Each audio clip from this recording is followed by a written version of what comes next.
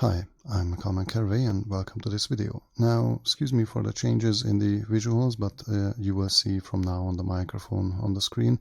Basically, I struggled so much with the audio setups that I just gave up and we will go with mic in the face style. Basically, it's kind of fitting because today's subject will be about voice communication on the phone, and a bit of soft skill training, so to say. I felt a need for this video because I've seen and heard a lot of people communicate on the phone over the years, and there are some serious issues. Some people really don't know the basic rules of it. Some people are really kind of lost in it, how the whole thing works and what needs to be taken care of. And I thought it would be good to sum the whole thing up in one video to kind of give a leg up for people who start in a call center or any kind of calls related job in the future. So first of all, you have to take care of your sitting position. Yes, it is really important, because if you're hunched over and you're constantly just almost lying on the desk board and just hiding away from everyone, your voice becomes really deep and really sort of muffled, and that can be heard on the phone, and it's really annoying for the people. Now, the other end, just almost lying back or even standing up while you're in a call, has the opposite effect. Your voice will be very loud, very strong, and even though you might not be shouting at someone, it will still be like shouting at the other end of the line, and it can be really annoying. Also, for example, if you're working in a cubicle and you stand up, suddenly your microphone might be picking up all the noises from the office, because the cubicle walls are there for a reason, to stop the sound waves from traveling into your mic, into your immediate environment. And if you stand up, you basically raise yourself above this barrier, and suddenly it will be quite audible, everything on the mic. Not all the companies invest in top-of-the-line microphones or top-of-the-line headsets, so yeah, you have to be careful with that. The sitting position is also just good in general to pay attention to during the day, because if you have to sit there like 6, 7, 8, 9 hours a day, it gets really stressful on your body, and you have to find a position in which it's easy to communicate and you can keep going on throughout the day. Now, the second important thing regarding phone communication, especially in call centers, would be the position of the microphone. Now, the microphone will be most likely this little thing on the headset, and this goes in front of your face. I'm just going to demonstrate it like this, and you see it's not in my mouth, so it's not that close to my mouth to be something like that, like you see in some of the movies, and it doesn't have to be in your mouth. One of the main rules is aim the microphone at your mouth, not your mouth at your microphone, because it will still pick up things, but if you would be talking directly into it, then it would pick up a whole bunch of annoying extra things, and the air itself that you're breathing out would be basically slamming onto the microphone and create all sorts of distortions. Now, the mic position is also important because we are breathing. You're breathing air out, and in some cases when the microphone is a bit too close or your hand is in front of your mouth, basically you can divert air directly into the microphone, and that will create this very unpleasant whooshing sound, like going on. And if it's positioned in a way that you're constantly breathing on the mic, that will be really annoying for the people who listen to it, like the clients on the other end. It will be like listening to someone just going like this, and it's not good for anyone. Anytime you have the chance to be on a line where you can hear yourself back a bit, it's quite audible. You can sort of detect when the mic is being in the way of your air flow. You hear that whooshing sound back, and just reposition it just a bit, just to be out of the way of the wind, so to say, and that way it can still pick up your voice, of course, because it's like this close, really close, so it doesn't have any problem with hearing you, but it will not create that unpleasant whooshing sound, which can be really distracting for a lot of people. So just test it out, which way the mic will not be picking up all that breathing, and that will be a far more pleasant experience for everyone online.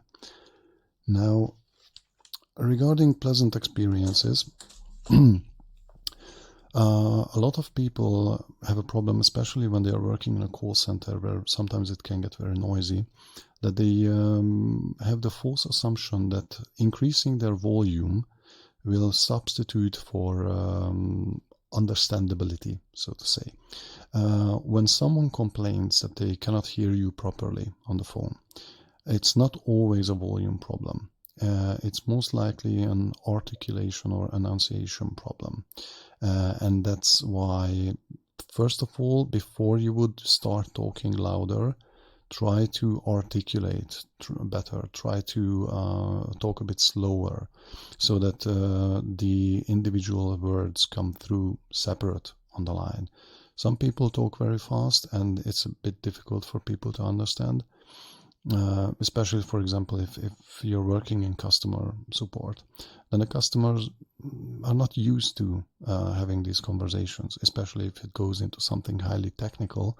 They need a few seconds to process each piece of information. So that's why if they say that they couldn't understand something, don't start raising your voice, just try to articulate better, try to enunciate the words better, and pay attention to the quality of your speech before you would try to increase your own volume. Of course, it never hurts to check if the microphone setup is correct. If you go into any sort of settings on the computer, usually you see this little bar jumping up that shows that it is picking up your voice. And if that's already set to the maximum, so it's already picking up basically everything from around you and all that, then yeah, there might be a technical difficulty on the other end of the line. But either way, raising your voice should be the very, very last thing that you should try in case the client is not really getting your message. Now, another important thing, after you've already worked out the position of the microphone and your own volume and all that, please do not touch the microphone during calls. If you hit it, if you rub anything on it, if it scratches your stubbles or things like that, that is really loud on the other end. It's like really like flicking someone's ear or just punching the ear directly. So please be careful with that. So if the mic is positioned already, don't touch especially the receiver end of it, because that can be really annoying. And pay attention what kind of microphone you have on your headset. Some of them, like this one, has the microphone, the receiver here at the very end of it. But some just have a plastic tube that diverts the sound into the microphone, which is a bit closer to the actual headset.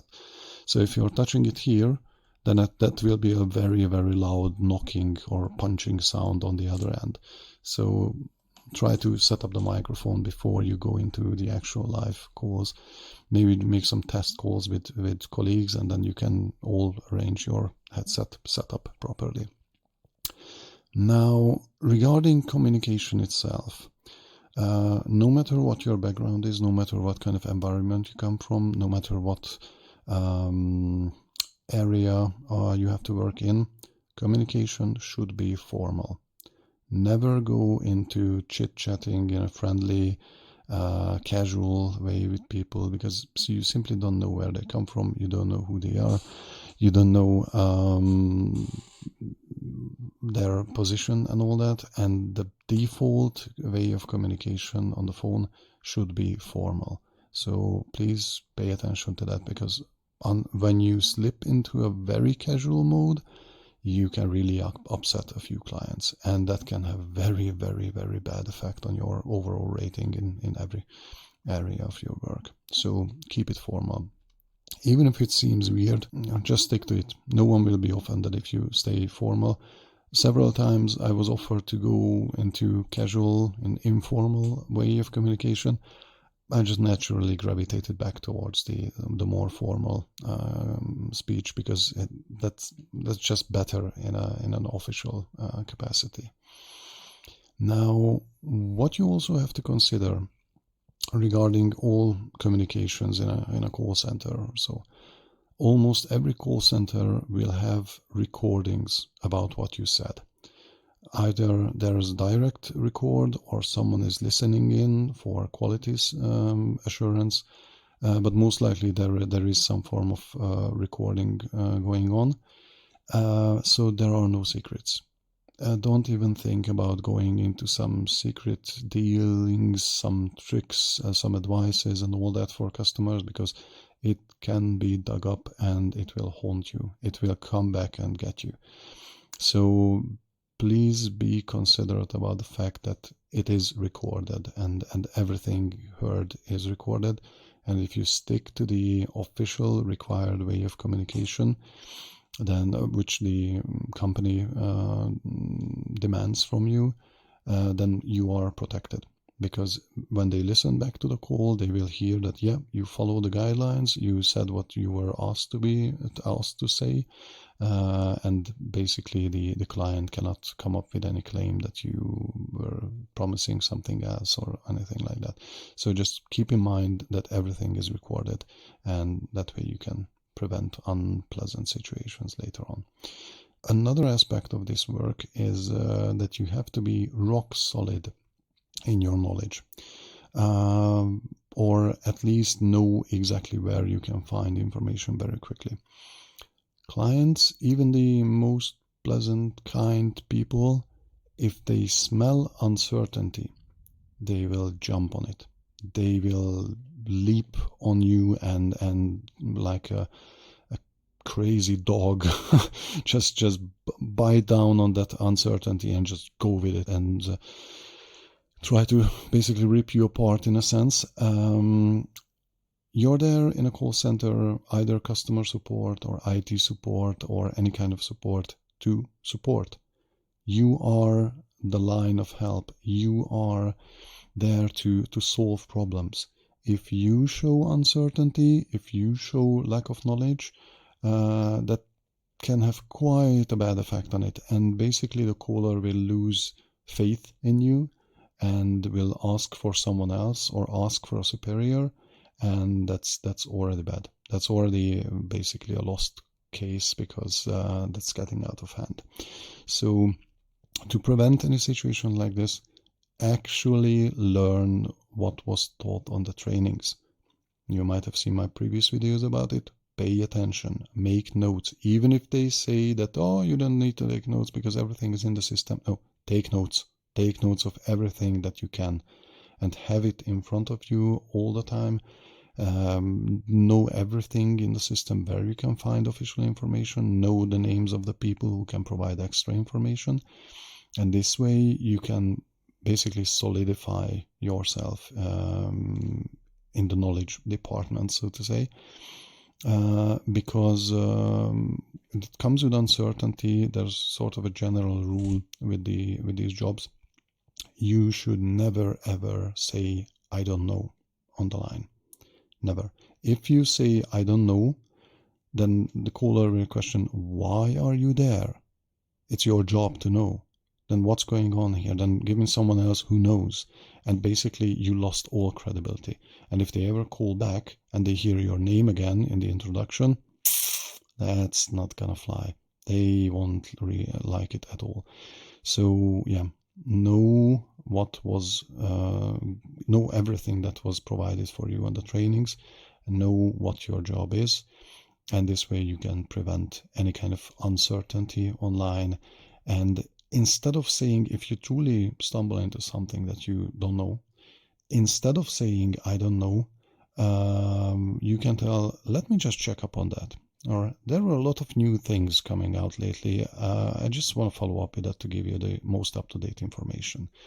or so basically something like that, that you're not uncertain, you just don't want to give outdated information or something like that, and they will actually appreciate it, because this way the company will seem a bit more dynamic, that they are really updating things and changing things and refreshing things, and you just want to make sure that they get the most up-to-date information, and that's a really positive thing, and usually they appreciate it. In general, for the start of a call, like the first few seconds, every company has sort of a standard introduction that you have to use, like saying the name of the company or the special line of the company that they called, introducing yourself and asking how you may help, or any kind of other standard sentences.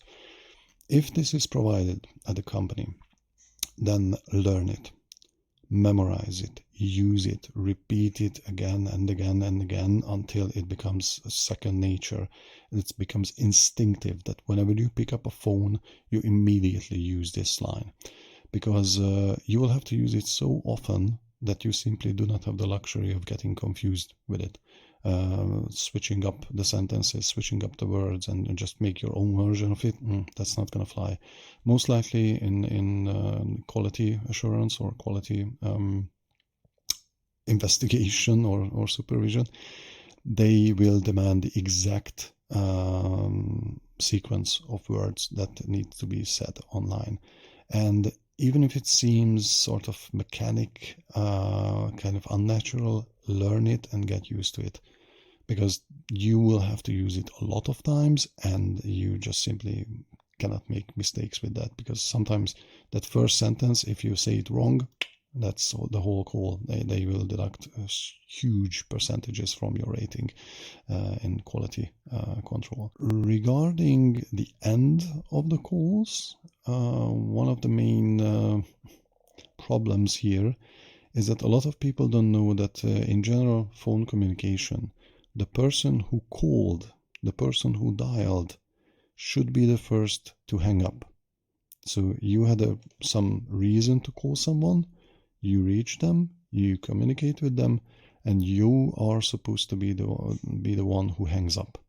So in case you're working in a call center or IT support, a kind of place like that, you were called by someone else, and they should be the first to hang up when their issue has been resolved.